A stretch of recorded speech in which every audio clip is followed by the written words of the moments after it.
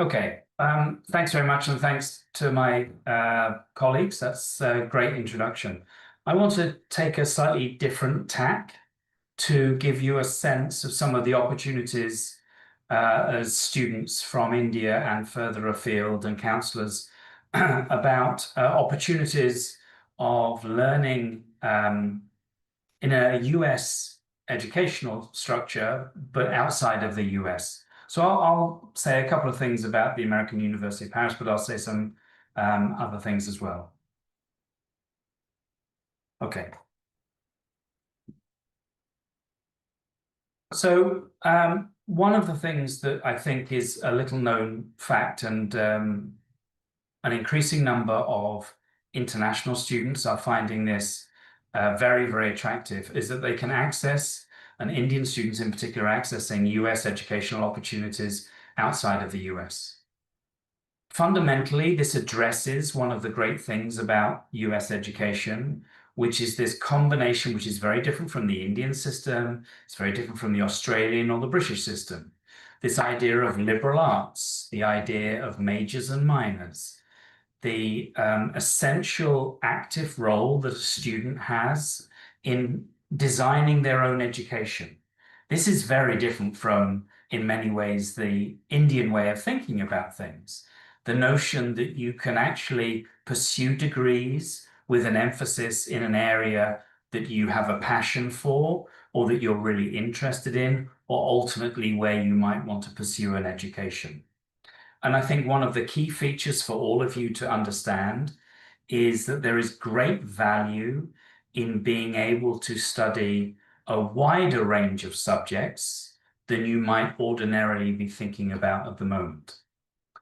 The other thing that's at the heart of American education, the notion of transferable skills, irrespective of your major. It's very possible in many countries in the world for you to completely do an undergraduate or indeed graduate degree in a field other than the one that you pursue in education. Just as one example, if we think about all of the students that come to study law in somewhere like the UK, the majority of graduates who go into the legal profession in the UK, whether they're local students or international students, do not study law at the undergraduate level. They study subjects such as history or literature, and in some cases, biology or engineering. And what's at the heart of that, which is very much at the heart of the American education system, is this notion of learning and working on transferable skills and actually learning by doing. And we heard this from Lynn University, which is a great example of that. And we call that experiential learning. So where can you study US education in Europe? I just zeroed in Europe. You can do a US degree in Ireland, in the UK, in Spain, in France, where I am, in Paris, in Switzerland, in Italy, in Greece, in Bulgaria, and in the Czech Republic. And that's just a few examples. There are American-style universities all over the world, and we know from the Northwestern example, as Rayam said, you don't just have branches, but you actually have physical bricks and mortar campuses. That's a real opportunity for many students who want the US education, and particularly at the moment when we think about political stability. For reasons we're not going to waste any time on, the US is not a welcoming country at the moment, and it won't be for some time. And interesting for many of you who are thinking about international education opportunities, the visa process is always tied up with how stable politically a country is in. And for those of you that are thinking about coming to study maybe in the UK or Australia or Canada or the US, at the moment, there is huge political instability in those countries, particularly when it concerns international students. And one of the advantages of US education offered outside of the US is that you can avoid that political instability. For me and for my university, the American University of Paris, what's really attractive is the cultural hybridity. The fact that we have an American education, but in a European context, provides skills that you won't get in America because there is not the breadth of culture, there is not the breadth of history, there's not the breadth of diversity that you would get in other parts of the world.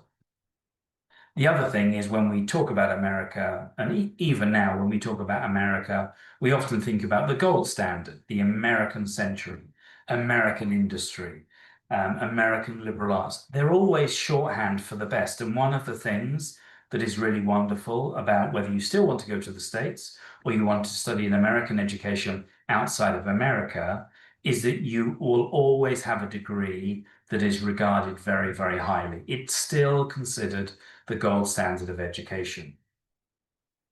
What's really interesting about having US educational opportunities in Europe, and let's use France as an example, is something that is little known. What is wonderful about the American education system are the support services, housing.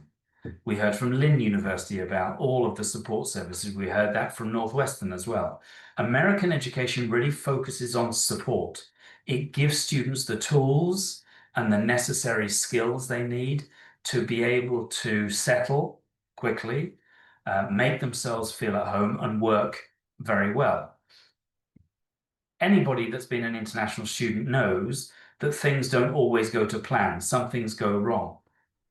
And what's different about US education in Europe versus, let's say, just going to a European university is that European universities do not often have very well developed support systems.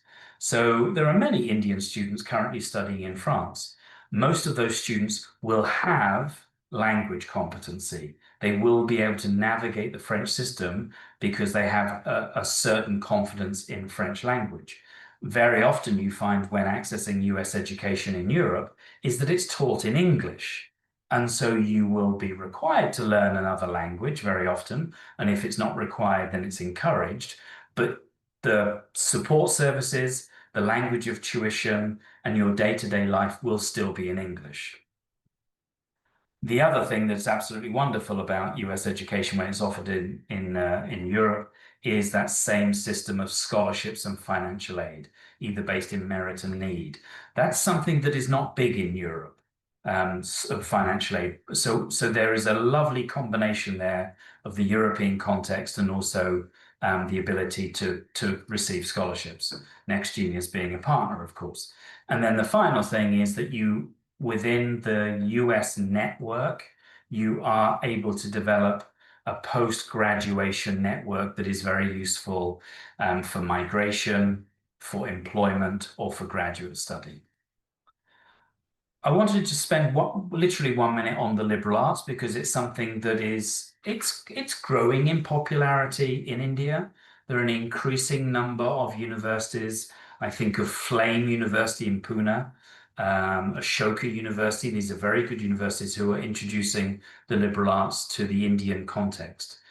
Put very simply, the notion of the liberal arts allows you to still study in depth in an area that you are interested in, as we heard from Lynn University, also to be able to combine subjects that ordinarily you wouldn't think that are easy to combine.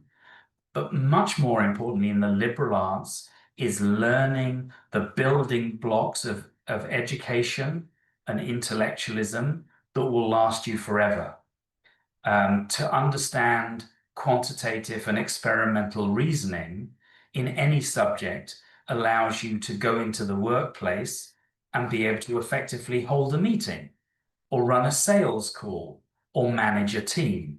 And at the heart of the liberal arts, that's actually what we're talking about. We're talking about giving you the skills and the knowledge to be an expert in one or two areas, but giving you a complementary education that allows you to also think in a very broad way and to be very flexible. And flexibility, when we talk to employers, is one of the most attractive components that students should have when they go into either into their career or looking for a graduate school. Very quickly, the American University of Paris, or AUP, as we call it, we were founded in 1962. We were founded purely as an international institution. We are 100% international. 15% of our students come from France, but many of those French students are actually applying from outside of France or from the French education system, which is very different from the US education. So everybody is kind of uncomfortable. This year we have just under 1,300 students. Today is our first day of orientation, have 110 nationalities represented. A third of our students hold 2 or more passports. 53 languages are spoken on campus, and that internationality is at the heart of everything that we do. Our average class size is small, so the maximum class size on average is about 15:1, and typically the staff-student ratio is 8:1. So AUP is a university where you have to participate, and you are a member of a very small community. I think AUP is a great example for the more adventurous student because we are a campus university in the heart of Paris. And Paris as our location is also part of our curriculum. So these are the university buildings in the center of Paris. You literally are studying in the shadow of the Eiffel Tower. We own most of our campus, and the campus has completely been refurbished. And so you come to a very vibrant international university, which is completely embedded in the city of Paris. As a first year, as a second year, as a third year, as a fourth year, you will study in the city. Most courses have either a Parisian, a French, or a European context or component, which includes internships at all of the big brands you can imagine, some of the big data companies, some of the big banks, some of the telecommunications companies that are very active all over the world. We offer this year 27 majors grouped in 4 main areas: arts and communications, economics and management, where we also teach 5 different kinds of business. For a School of Liberal Arts, unusually, we have computer science, psychology and environmental science, and latterly we have history and politics, where we teach subjects such as journalism and PPE. One of the wonderful things about the American system, which is very unusual and sometimes difficult for Indian students to get their head around, is you don't have to choose your major at the point of application. And in fact, a third of our students change their mind within the first 2 years. And we actually encourage that. So you may well think that you're listening to this presentation thinking that you are going to be a lawyer or a journalist or an engineer or a doctor.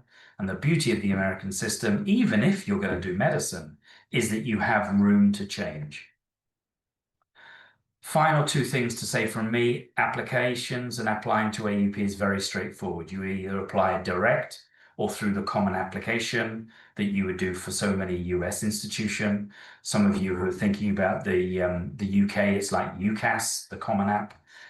It's a very boring process, like all applications to universities are. You fill in your forms, you write your essays. What's different about AUP, which is different also with some of our other colleagues on the call today, is that we really read your application closely. And for AUP in particular, we operate something that we call holistic admission. So we're interested in your academic record. It's still the most important thing in your application, but we're also interested in your passions and your extracurricular activities, your interests outside of school, and also your personal career ambitions. And so we choose students based on a whole combination of things. We hate tests. So not only are we SAT and ACT optional, but we have been for 20 years. We believe that SATs measure nothing other than your ability to take an SAT test. So for us, we're not interested. And finally, the last thing to say about AUP is scholarships, financial aid, and visas. Really, one of the wonderful things at the moment about coming to France rather than the US is that the visa process is transparent and relatively easy to navigate. It's also significantly cheaper and very well signposted. AUP is an expensive place, and Paris is an expensive place, and we recognize that. And so we invest this year about 5.5 million euros in financial aid. So for Indian students and as support of Next Genius, we are very supportive of qualified Indian applicants. It's also possible as an international student coming into France to work 20 hours a week, and the majority of our students off campus as well as on. And so the majority of our incoming students will work at the same time as studying. Generally not in their first semester. We ask them to settle first. And so it's a very supportive environment. There's very little we can do about the cost of Paris. This is something that we have to navigate. And so that is something that you all must bear in mind. But that's a little introduction to both the American University of Paris and also studying a US degree outside of the US. Thanks, Devesh.